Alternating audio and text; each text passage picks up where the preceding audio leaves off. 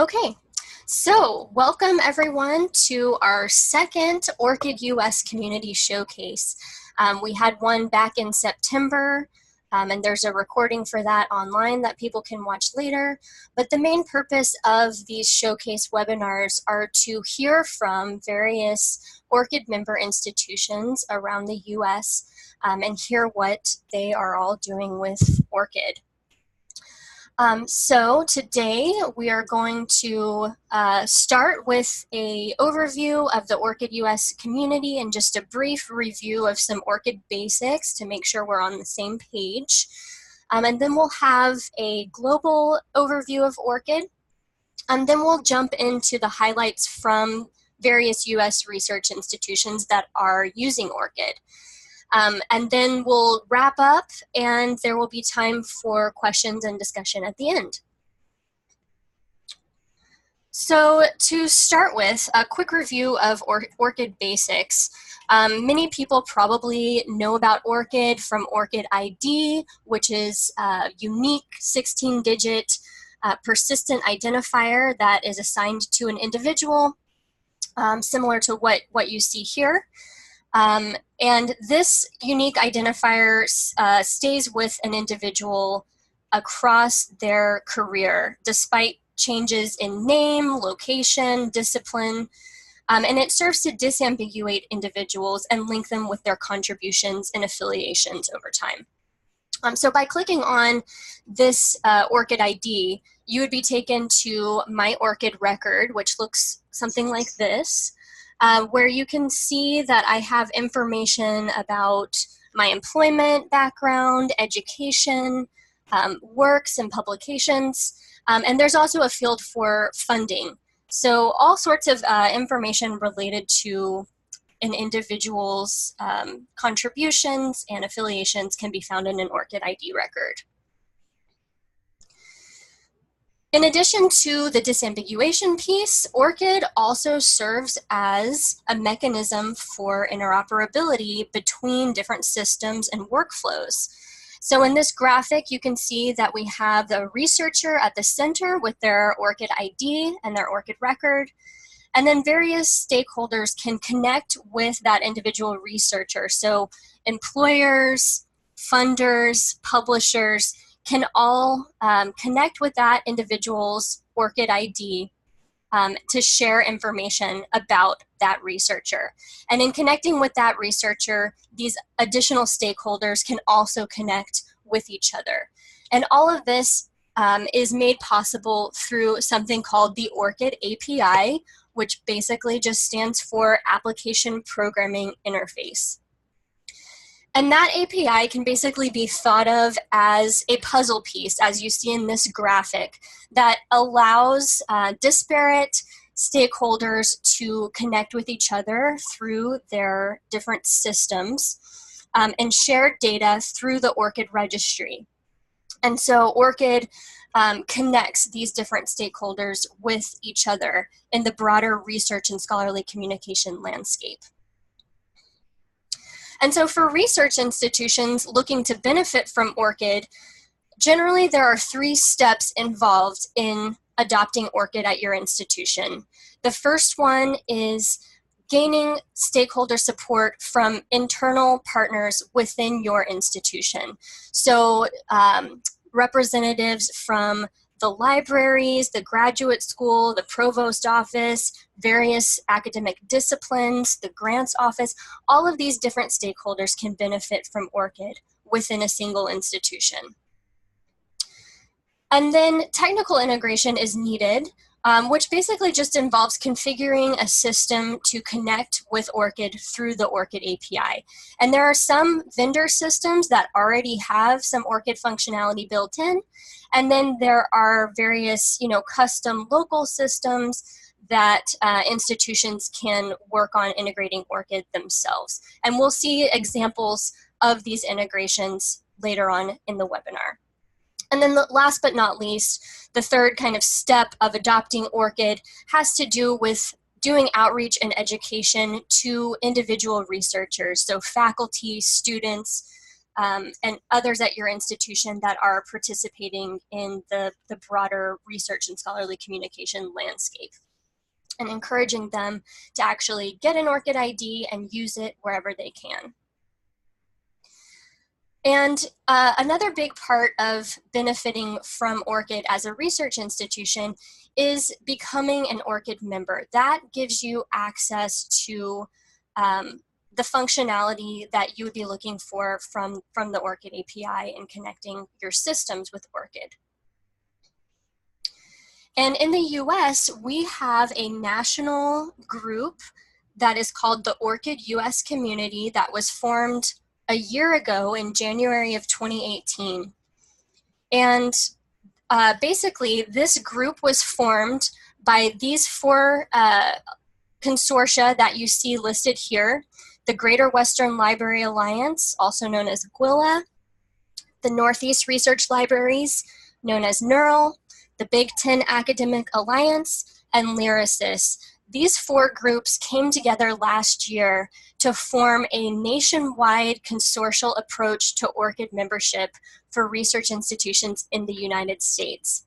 And Lyrasis is serving as the administrative home for this ORCID US community group. And so one of the major goals of the ORCID US community is to build a community of practice around ORCID in the US. There are several institutions that are using ORCID, and so we are now opening up some communication channels, including this webinar, to help different institutions share what they're doing with ORCID, discuss, figure out best practices, ask questions. And so this community also provides a substantially reduced fee for becoming an ORCID member at the institutional level. And we also have dedicated resources and technical and community support for all of the members. And as of right now, we have 111 institutional members across the US. And this map kind of gives you a graphical perspective as to what our membership looks like. So as you can see, there's a high concentration of institutions on the East Coast that are ORCID members, and we still have a lot of room for growth across the board. And we are seeing a couple of new members joining kind of on a regular basis each month. So so far so good with the ORCID US community. So that's basically just a brief overview of our context and where we're coming from.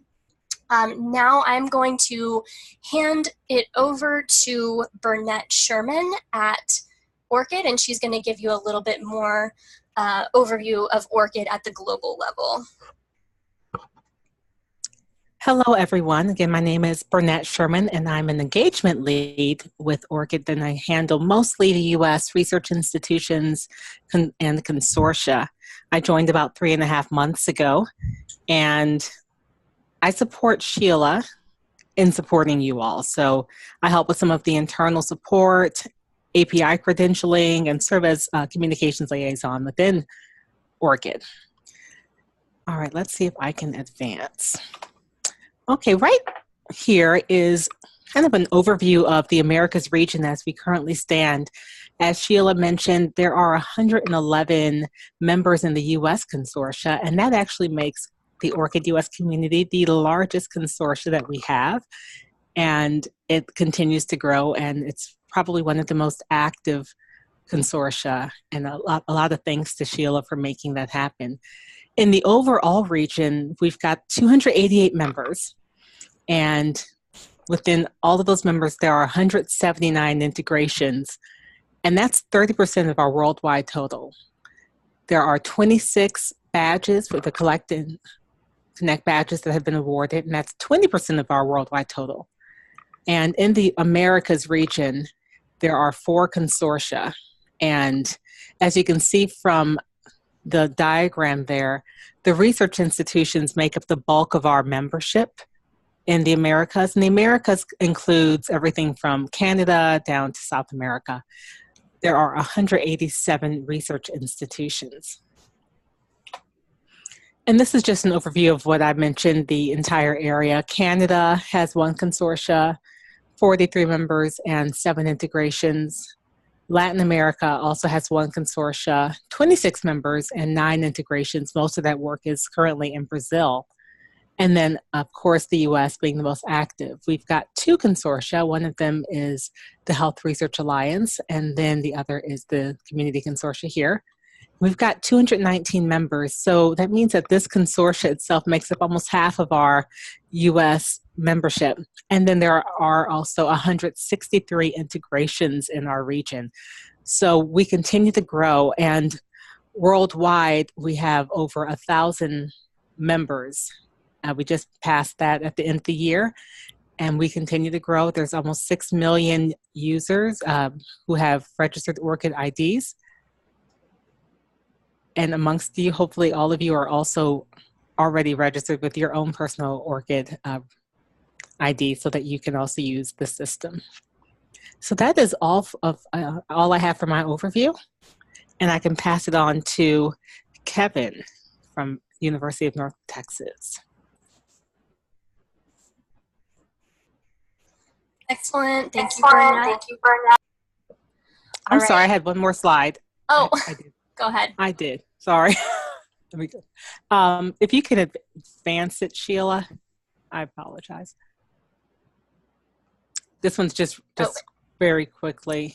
And if you can't, that's fine. We can go past it. It's just that it's just a map of our worldwide view where we've got over 590 integrations, 21 consortia. And I mentioned 1,000 members. So that's just a map of kind of where we are across the world. And the green, if you see it, the green are the places where we have consortia, and the blue are where we have general members. Awesome. Thanks, Bernadette. Thank you. Okay, next up, we will hear from Kevin Hawkins at the University of North Texas.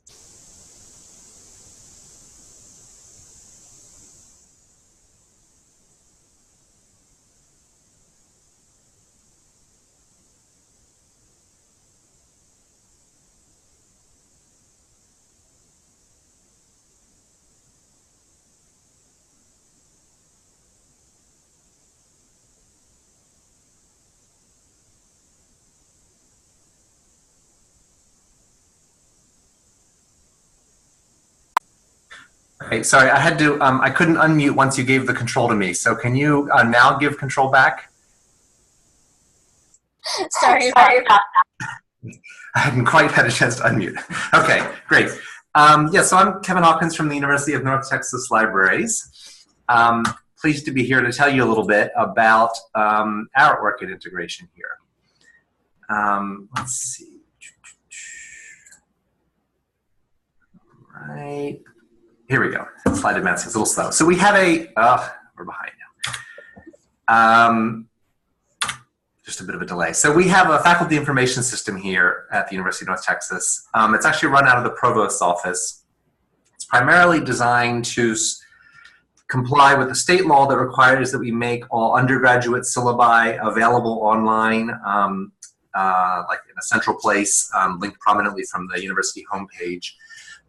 But we've also been using it as a place for faculty to record all of their scholarly activities and service and such. And so it's forming the basis of our kind of annual review process and coming to be used more and more to support the promotion and tenure workflow as well. There seems to be great interest actually in just making the workflow digital and not pieces of paper going around.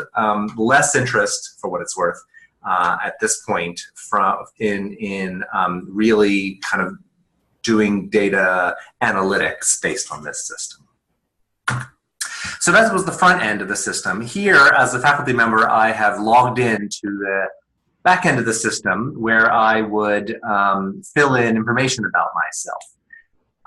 You see there's a number of links here where you would fill in all sorts of general information about your teaching, scholarship, research, creative activities, service, etc. Today we're going to look at first briefly at the personal and contact information section, and then the functionality within the publications section here. So first, the personal and contact information section, you fill this out. Well, a few fields are kind of hard-coded in. like my first and last names. They come from university like HR system, but they allow me to fill in other information like my office room number and building and such things here. You'll see in here that there is a place where you would fill in your Google Scholar website. I think what they mean here is your sort of Google Scholar profile that you might claim. And there's a box where you could check to share it. So clearly, the developers of this activity insight system, as it's called, but though, because it's that's the official name of the product. It's made by this company called Digital Measures, so people tend to call it that. The Digital Measures folks have clearly added this Google Scholar website and splice for URL there because people have asked for it. They wanted to be able to share it prominently from their profile page. But you see, there is no place in here where you would fill in your ORCID number. So they don't currently have a sort of capacity here where you would prominently advertise your ORCID number, or better yet, the URL for your ORCID number here. Scroll down the page here just so you can see a little more. You can fill in any old website. So you could, if you wanted, share your ORCID URL through here by just filling in, one of these boxes for a website. So that's the profile section. Next, I want to show you what you see if you go to the publications section. So here I have the list of publications that I have manually entered into this system here, right? So it's sort of reverse chronological order, things that I've put in recently here into the system. You can see from the list that it supports all sorts of publications, not just journal articles or whole books, but other things you might record like white papers, commentary, etc. That sort of taxonomy of terms is very customizable in this system. You may know that if you work with Digital Measures Activity Insight at your institution. I know that the folks who run this at UNT have customized this. So anyway, the system is generally designed where you would manually enter things here by clicking the Add New Item button in the upper right. However, there is, you see next to it, there's also an import button. And so if you click that, you reach a screen here where you can explain how you could import publications from a number of systems. So on the left, you can upload a BibTeX file that you might have generated from one of the systems listed there. And then on the right, there's this option to import from a third party. So I've clicked the drop-down box in this screenshot here, and you see a couple of third parties listed. As I recall, Web of Science, Crossref, and PubMed are kind of built into the system automatically and come for free because the API integration there is just open to anybody to use. At UNT, we've added Scopus because we're a Scopus customer and have arranged that, and we've added ORCID because we're a member of the consortium. So of course, today we're going to look at the ORCID options. I do want to show you, I'll advance through a few more screenshots to show that you have the option here when you're working with a system like Scopus to in fact search for very specific citations to import here, right? You can search this a bit like a, I don't know, library catalog or something, fill in very specific metadata, and search on at least 2 fields here. However, if you choose ORCID from the list, it no longer gives you those options, right? So you have to click that Create or Connect Your ORCID ID button and step through some later processes.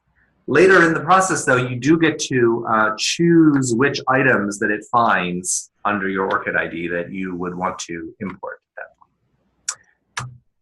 So if we click that button that says Create or Connect Your ORCID ID, you get a pop-up window here where you would sign in using standard ORCID sign-in here, right? So you put in email ORCID ID and your password. And then once you do this, it reaches this page of sort of confirming that it works right, and you have to grant permission to the Digital Measures Activity Insight system to access your ORCID profile here. So then if you click Authorize, you come back here. It has now filled in your ORCID ID, or mine in this example, right? And now I can click Search ORCID. So if I do that, but first before I do that, I just want to kind of back up and show you what is in my source ORCID. So you see what we've started with here. So I have filled in 3 works in my ORCID profile. I entered these manually. And you'll see here that I have actually set them each to 3 different levels of visibility, right? So the first one, this journal article, I set with that middle yellow setting, the one that is only available to trusted parties, but is not going to be publicly visible in my profile. The second one's conference paper presentation, publicly available, and then the third one, obviously fake by its name, I set to be private. So just note that I put 3 things in here initially with those 3 different privacy settings. Okay, so once I click that button in the digital measures activity insight system, it finds 3 matching publications here. Now, that one that was called not a publication, the private one, does not show up, which is what you would expect. You'll see, however, it did find 3 things here. And that second one I recognize because it's one that I had created in doing a previous test, working on this a few months ago with Sheila. So this is a kind of phantom left over from a previous test. I had created it in my ORCID profile and then later deleted it. And I know that because I remember having put the subtitle right in there in the title field after a colon, and I filled in the publisher name, Pacific University Library, and I did not do that when creating that other one here. So even though it's deleted in my ORCID profile, it's sort of still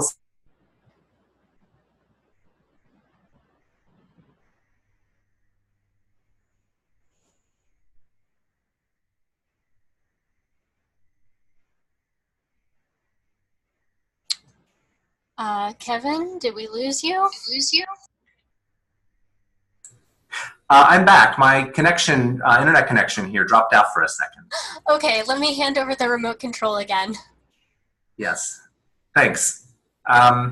Okay, so I think I got through explaining that that second item there was left over from this previous test. So this means that it was in the ORCID database. I had deleted it. It's probably in their database marked as deleted, but somehow the API has still exposed it. I was talking with Sheila about this just earlier this morning, so she is going to look into that on the back end. I believe it's a sort of bug in the ORCID API. Okay, but it did find otherwise the first and third things listed there are those 2 items that I entered today, right? And you have to choose from this list which items you want to proceed with importing. So you can check them individually or simply check that box that I've circled, right, to select everything from your list to import here.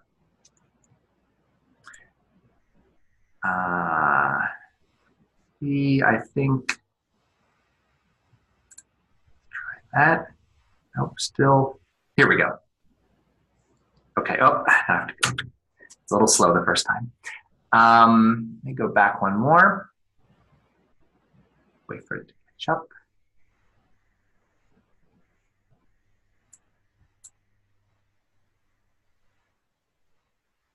Sorry, there's a slide in between here that I want to show you.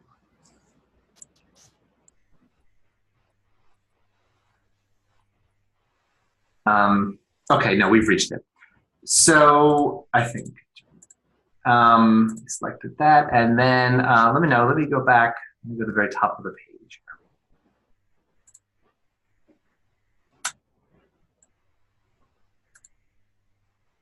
Okay, right.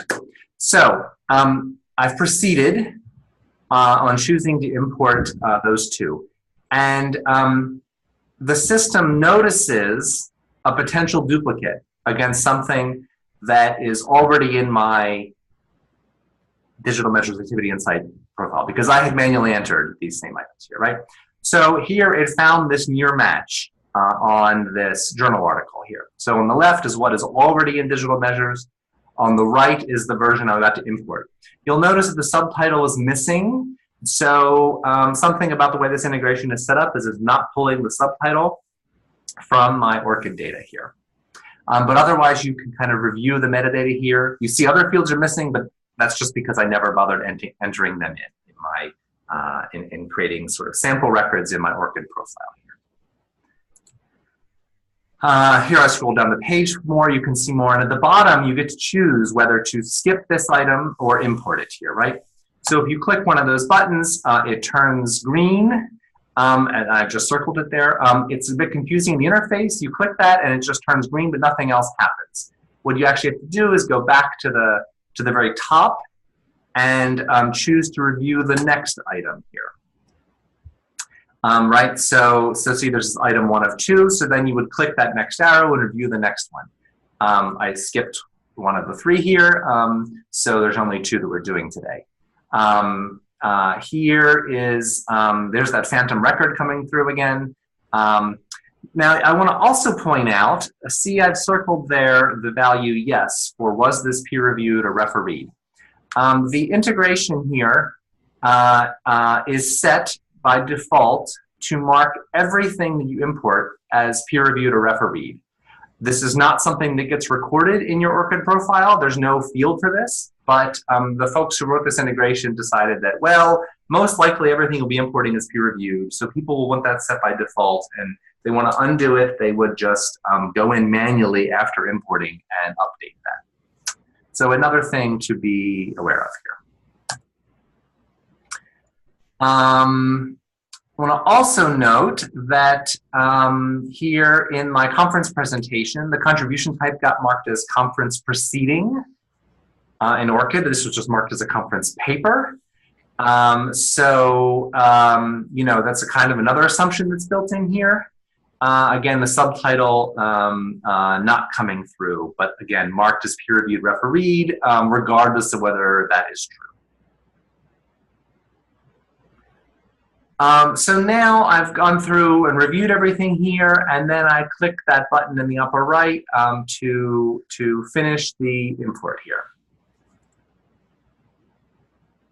Okay, so now it shows my list of publications here with the new ones inserted.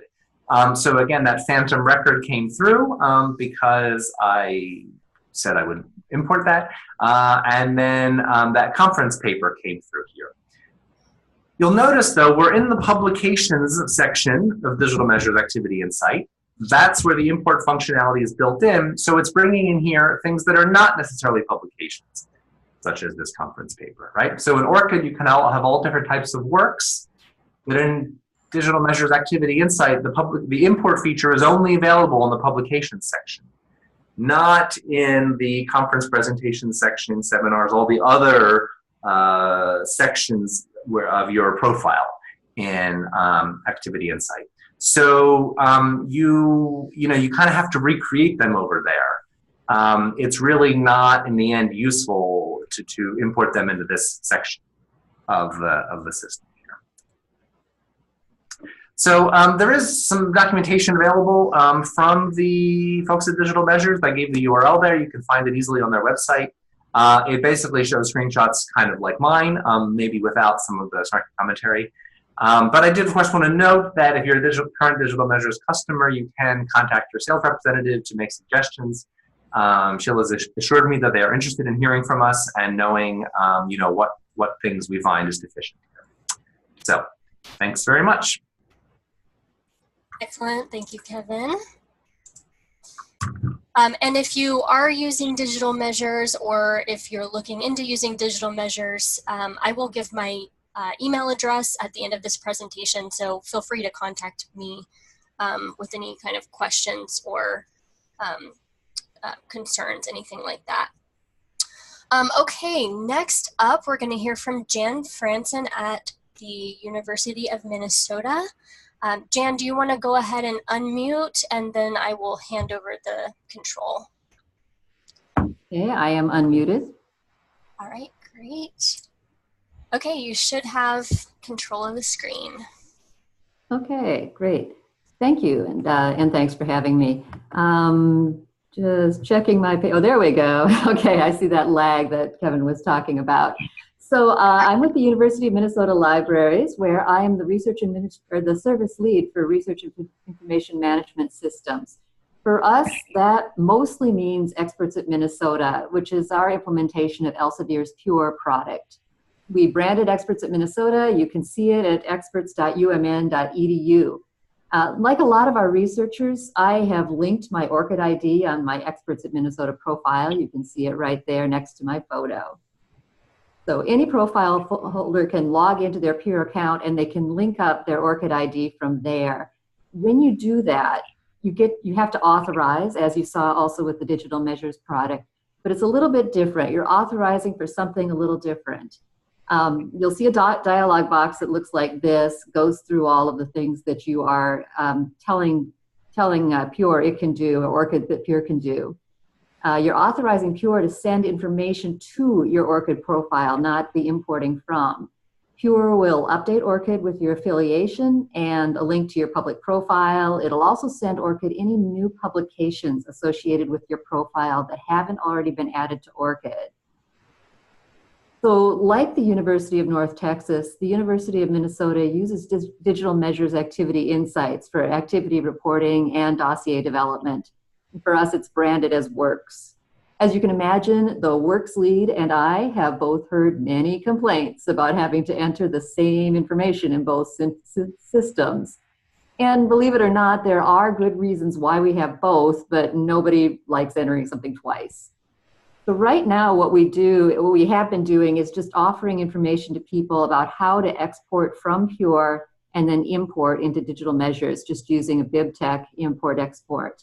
But now that digital measures has added ORCID, we're saying that, well, okay, that now that you automatically got that sync, you maintain your Pure profile, your Experts at Minnesota profile, it will automatically update ORCID. Now you can do the import from ORCID without having to pass a file in between. That also reinforces what ORCID is and that it is this sort of central place to keep everything together. Now, in its most recent release, this just a couple of months ago, Pure did add an ORCID import as well. We haven't done very much testing yet, but we do think it's a probable solution for people whose research outputs aren't collected in one of the other sources that Pure imports from, like Scopus or PubMed or Web of Science. So if they are maintaining an ORCID profile or if they're feeding in information to ORCID from someplace else, they'll be able to import from ORCID into Pure as well. Now, the next thing we're going to be doing is really similar to what they're doing at the University of Iowa, going over to our IT and having our identity management team incorporate ORCID into our institutional identities. So I'm going to pass it over to University of Iowa. Great, thank you so much, Jan. Okay, next up we have Matt Reagan from University of Iowa. Matt, do you want to go ahead and unmute and then I will pass the control over. Can you hear me? Yes, I can hear you. Great. Let me just give you them. All right, there you go. Take it away, Matt. Thank you. My name is Matt Reagan, and I'm one of the clinical education librarians at Hardin Library at the University of Iowa. And my involvement in ORCID has really been more on the education and outreach side of that trifecta that Sheila mentioned earlier. But I've also been incorporated into a few of the custom integrations of ORCID at our university. So I'm going to be here talking about a few of those. First, I'm going to be talking about our custom Create and Connect tool that we've created, which is that integration with identity management that Jan mentioned. And then a little later, I'm going to be talking about a custom integration into scholarly tracking that has been created by our College of Medicine, which is a faculty scholarship database. So just to jump right in, I'm going to start where, and I'm having trouble advancing slides. Try clicking your mouse on the Zoom screen. Or you can use the arrow. There you go. There we go. Okay. So I'm first just going to walk us all through the process of what one of our users will see when they encounter our custom Create and Connect tool.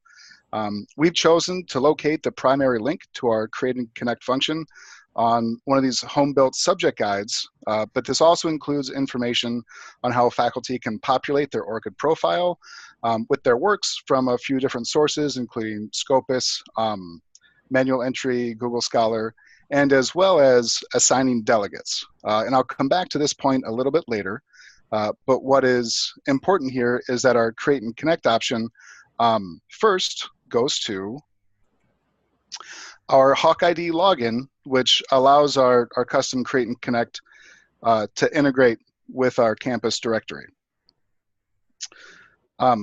After clicking on Create and Connect, users will be directed here, which causes them to authenticate before proceeding with their ORCID creation process. In doing so, we're able to capture their ORCID ID number and append it to their directory record, which allows a few different things.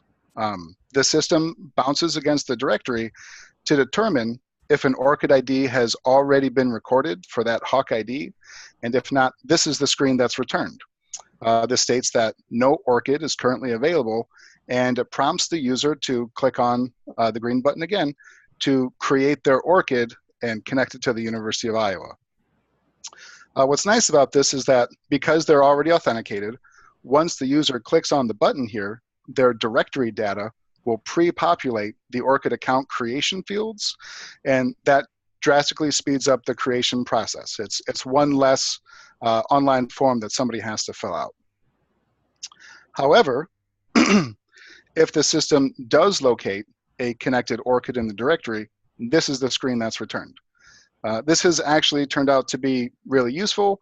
Surprisingly, some faculty actually forget that they've already created and connected their ORCID, and this has become a really easy way to be able to double check whether a faculty has a connected ORCID.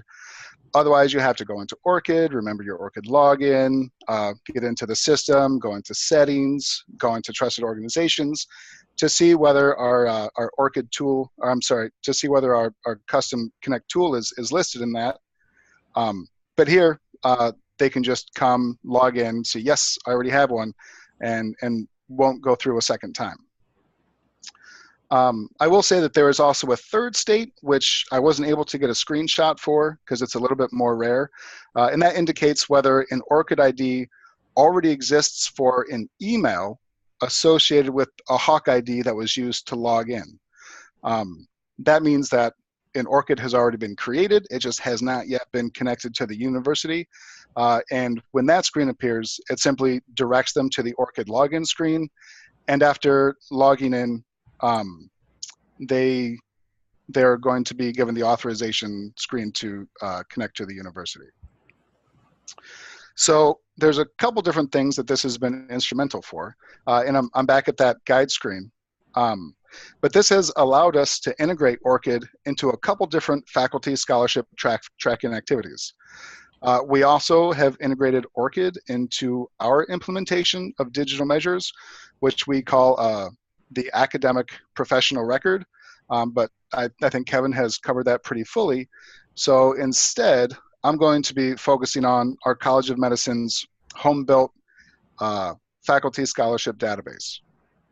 So this was a directive from our new Dean of Medicine who wanted more data on our faculty publications and wanted it in specific ways that wasn't currently available in any of our other systems. The goal was to capture all faculty publications, all citation counts, and all H indices and other data for the College of Medicine. So that requires first that all faculty in the College of Medicine actually have an ORCID ID. So this came in handy because, again, it's one place where we can direct faculty to, where they can create their ORCID, and it has instructions on that process. As part of that outreach, we created the guide. Librarians at our medical library, Hardin Library, taught over 20 different instruction sessions, as well as numerous other informal instruction sessions. And generally, while we reached out to faculty, we targeted departmental admins and support staff because we knew that A, they were either going to be the ones sitting down with faculty while they created their ORCIDs, but even after that fact, they were the ones who are going to be populating them with their publications, and they're going to be maintaining them over time. We also had staffing at the weekly College of Medicine IT pop-up desk so that any faculty or admins that were having trouble with that process or were encountering any kind of difficulty could come and get personalized help.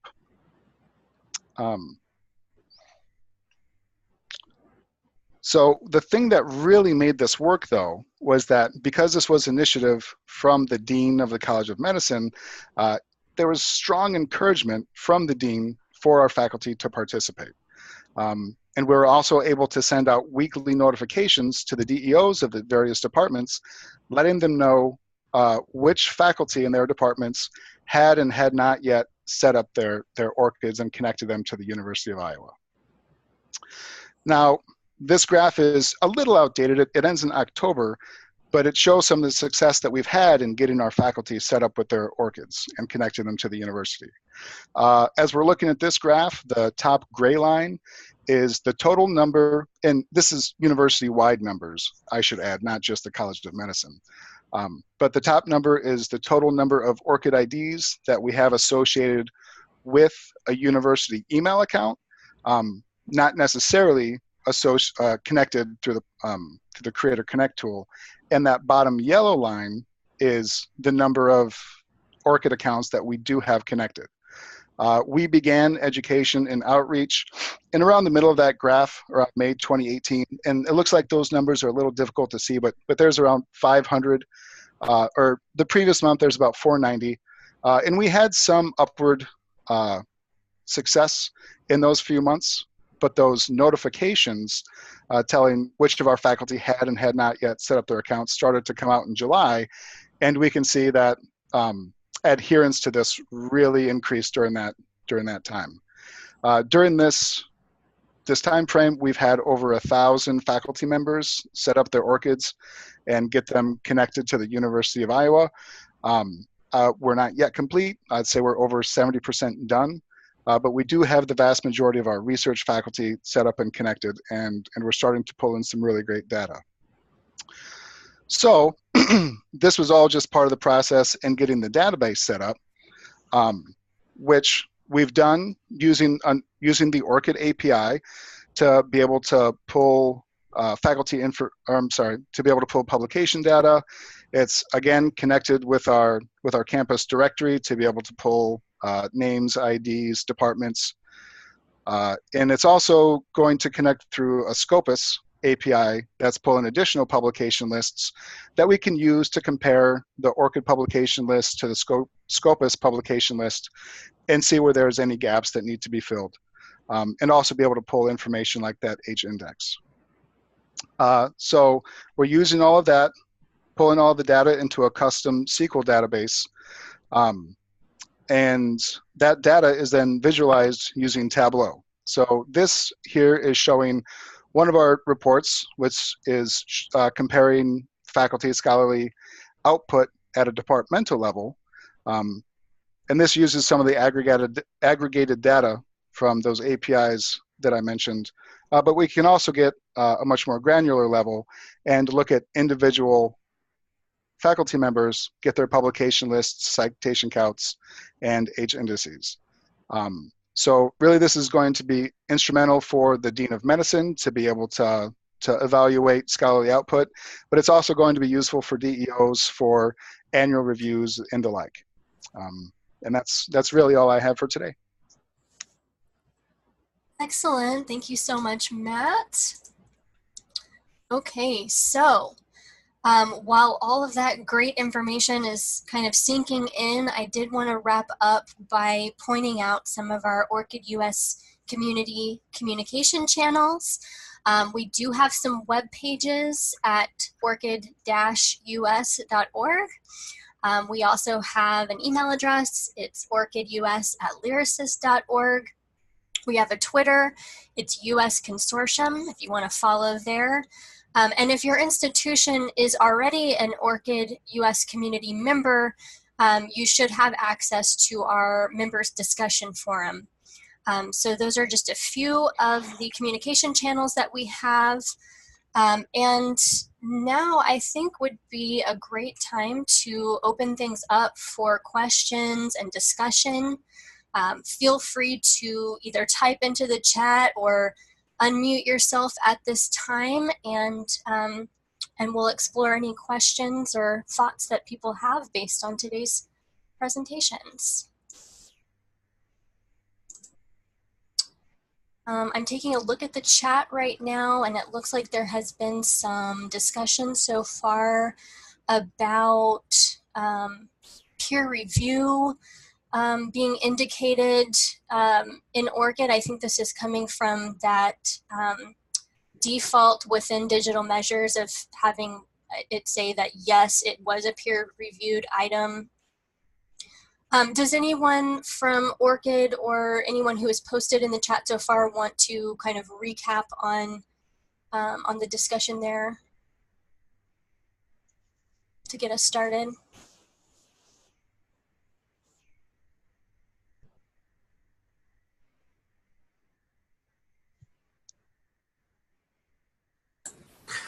Well, Sheila, there was the right discussion about metadata for was peer reviewed, whether that should be included here.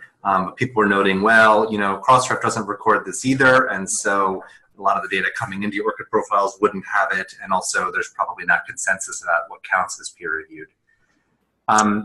But there was a question directly from me here, from David Lowe, asking if there's any interconnection between UNT's Names app, something we use for authority control in our UNT digital library, not especially well advertised, but people who've been following our work would know that. Whether that's integrated with that and ORCIDs and our faculty profiles and digital measures. So no, there's no integration between the Names app and those other systems. The Names app does have a field for recording an ORCID, so the folks in digital libraries learn that in someone who has a work in our digital library, which includes our institutional repository, has an ORCID, that they will fill it in for their own records, but it's not something that is populated automatically in any way. Okay, great. Thank you, Kevin. I also see a few questions for Matt. The first one is, at University of Iowa, do you think your high number of registrations would be just as high without the integration?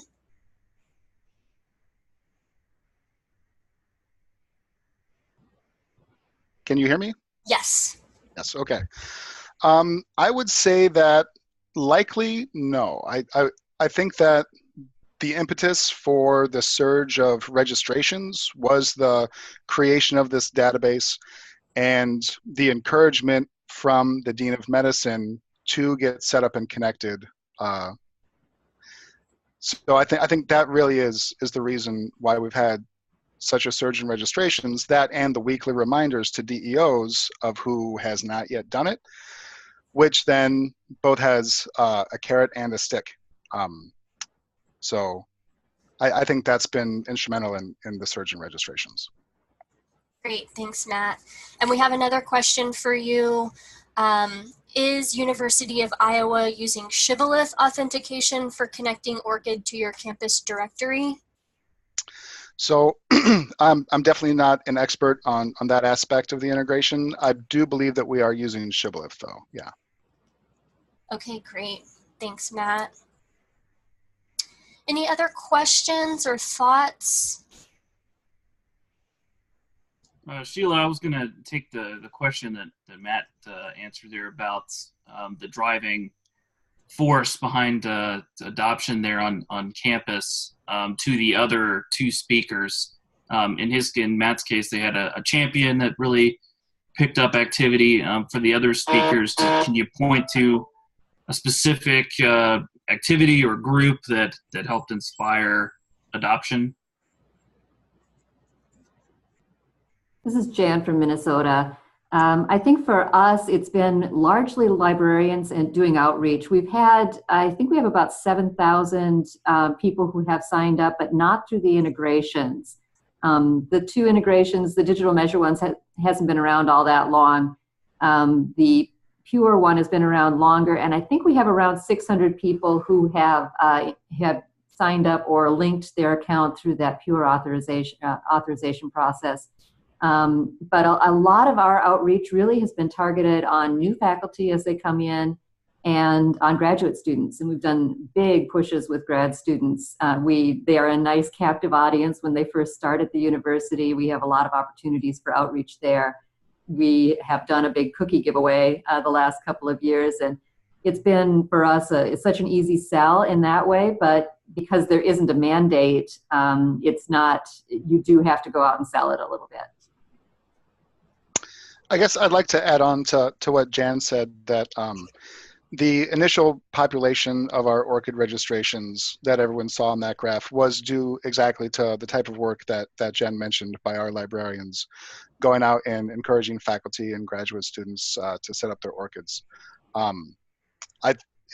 Part of that is due to the drastic size difference between our College of Medicine and the number of faculty in the rest of the University of Iowa, because there's such a much larger population pool in the College of Medicine. That drastic shift probably wouldn't have happened in that specific segment without the Dean of Medicine's help, I think was my point. Great, thank you, Jan and Matt. And thanks, Eric, for the question. Any other thoughts on that kind of theme of doing outreach to try to get people to sign up for ORCID, or anyone who maybe didn't present today, feel free to speak up and share your institution's current status, or any additional questions.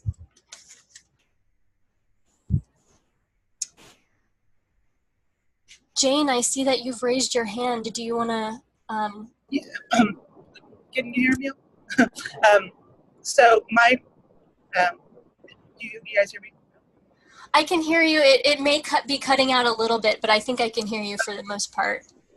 Okay, well, something that really pushed ours was actually upper administration, because they recognized the value in being able to track people long-term, particularly for training grants and accreditation.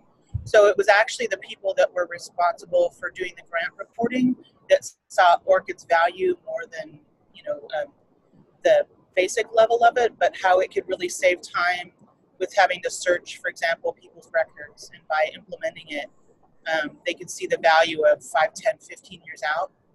So it was actually given to the library because of that. So we already have Influent Pure, but ORCID was not. It was just kind of a optional heading for an institutional repository. But the integration was pushed very heavily by upper administration. So I think, but that goal from an administrative standpoint, I think is a very strong case for implementation, because there's a lot of power there in terms of the people that are going to be utilizing it and making people's lives easier trying to find it. So I just wanted to share that, but we actually got pulled not from the library making the case, but from administration really saying we need to do this for our record keeping. Wonderful. Thank you so much, Jane, for sharing that. And yes, as you mentioned, funders, are starting to use ORCID more and more, and many people already know that many publishers and journals are requiring ORCID. So that kind of ecosystem is really growing, and everyone's kind of working together to get the most value out of ORCID. And like Jane mentioned, when researchers do authorize a connection with your institution's ORCID integration, those permissions by default last for 20 years. So, when a student graduates and leaves the institution, or when faculty move on, your institution can see, where those people have gone after being affiliated with your institution, and that can be really valuable data to have. I'm seeing a comment, it looks like, from Claudia Holland at Mississippi State University. She says, we have some colleges that require use of digital measures, so they are an easier target for ORCID registration. We're also planning a major promotion in mid-February that includes print and digital marketing efforts concurrent with social media. That's great. Thanks for sharing that, Claudia. Would anybody else like to share or ask a question?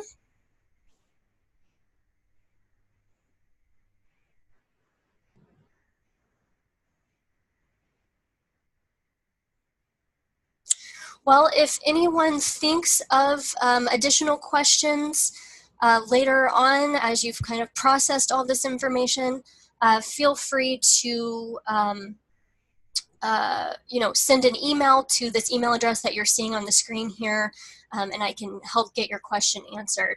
I see a note from Kathy Flynn Purvis at University of Oregon. Hi, Kathy.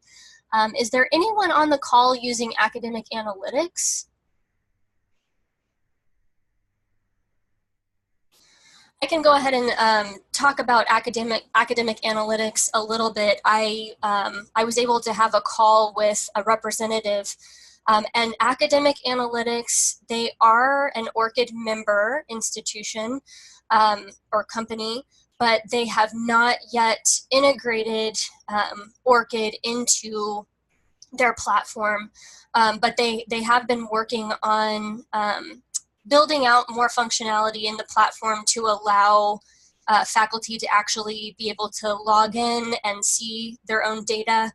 I know that was kind of a point of contention in the past with faculty not being able to see the data that was on them in academic analytics. So there's been some work going on there, but like I said, they have not integrated ORCID yet. So if you are using academic analytics, or if you're considering using it, I would recommend contacting them and really asking to see that built-in ORCID functionality there. Any other last-minute questions or thoughts?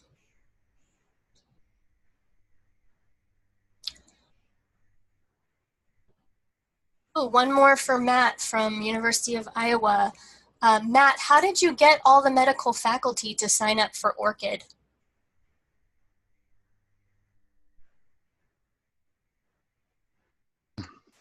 Sorry, I had muted myself again. Well, it was a combination of different things. We held training sessions at the health sciences library where faculty could come over and sit down and go through the process of setting up their ORCID and populating all of their publications. We also had training sessions specifically for the departmental admins, and then they were going out and reaching out to their faculty within their departments. And we also offered one-on-one sessions at a help desk that was held weekly.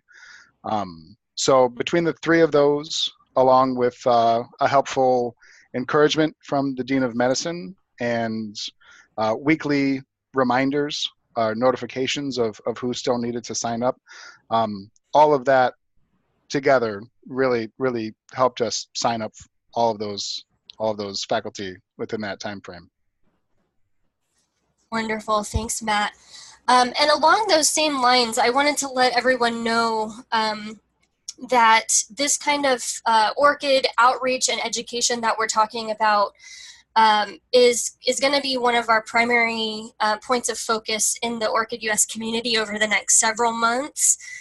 Next month, on February 26th, we are going to be having an open community call on the topic of outreach strategies for getting faculty and students to sign up for ORCID and use their ORCID ID.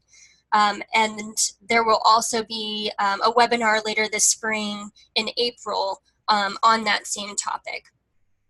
So if you're not already plugged into one of our communication channels, just send an email to orcidus@larisas.org and I can get you squared away with those dates and the details for those upcoming calls. Okay, and looking at the time, we are right at the hour. So like I said, if any questions do come up later today or in the future, do not hesitate to send us an email. And I would love to thank all of our presenters today. Burnett, Kevin, Jan, and Matt, thank you so much for being on the call and sharing your experiences today. And also thank you so much for everyone who has joined us. I hope this has been helpful, and I look forward to continuing the conversation into the future. We will be having another one of these showcase webinars later this spring in May. And if you're ORCID member institution and you want to share what you're doing on a future webinar, just let me know. And with that, I think we can go ahead and conclude. Although I do see another question coming in for Matt. If you want to take that, Matt. Did you query the ORCID API to show the list of publications that you showed in the screen? So that SQL database does query the ORCID API. The particular screen that I showed, I think, was likely based on Scopus publications, just because at the moment we're not at 100% in adoption for ORCID, and we are not 100% confident that all of our faculty have fully populated their ORCID accounts. So we're simply pulling all of their Scopus publications, and the granularity of data we're getting on records tends to be a little bit higher if we're pulling from that Scopus API.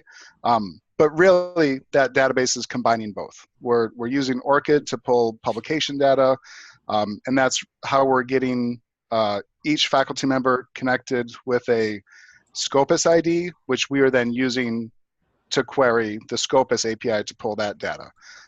So it's all really connected. Great, thanks, Matt. All right, well, thanks again, everyone, for attending, and I will be sending out a link to this recording as well as the slides. So keep an eye out for that, and have a great day.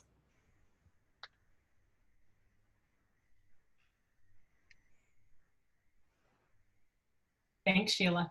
Bye-bye. Thanks.